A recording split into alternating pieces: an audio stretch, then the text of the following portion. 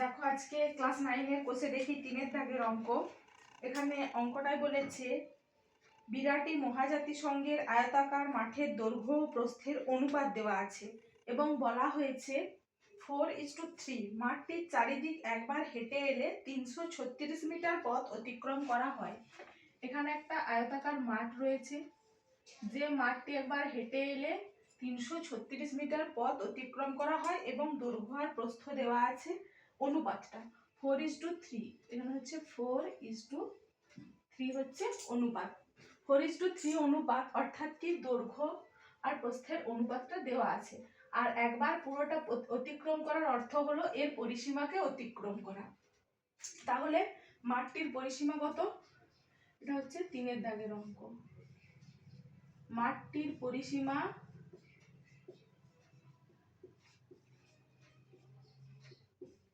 পরিসীমা 336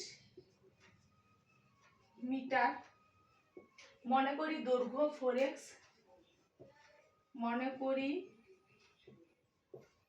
দৈর্ঘ্য 4x আর প্রস্থ কি? প্রস্থ 3x। তাহলে দেখো আমরা কি জানি, আয়তক্ষেত্রের পরিসীমা সূত্র 2 × দৈর্ঘ্য গুণিত প্রস্থ সমান পরিসীমা। তাহলে শর্তানুসারে 2 গুণিত 4x যুক্ত 3x সমান হচ্ছে 336, বা 2 গুণিত 4 × 7x সমান 336। এই দুটোই যোগ করলাম, বা এখানে গুণ থাকলে কি হয়, বাঁ দিকে গুণ থাকলে ডান দিকে সমান চিহ্নের দিকে ভাগ হয়। তাহলে 7x সমান হচ্ছে 336 ভাজিত 2। তাহলে বা আবার এটাও কি গুণ আকারে আছে x এর মান, তাহলে কত হবে দেখো, আবার কি এটা ভাগ করে নিচ্ছি। 2 × 1 = 2, 6 × 2 = 12, 8 × 2 = 16, 168/7।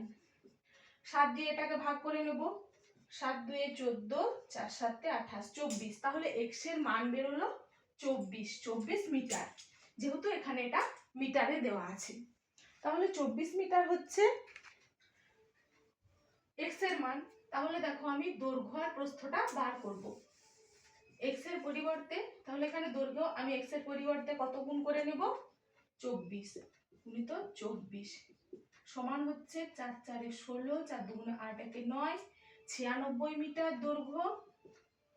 এটা পরের লাইনে লিখতে হতো, যেহেতু জায়গা নেই আমি এখানে করে দিচ্ছি। 3 গুণিত 24 সমান কত হবে, 4 × 3 = 12, 3 × 2 = 6, 1 = 7 মিটার। এটা হচ্ছে দৈর্ঘ্য আর প্রস্থ। তাহলে আমরা এখান থেকে সহজে ক্ষেত্রফল বার করতে পারবো। তাহলে ক্ষেত্রফল সমান কত হয়ে যাবে,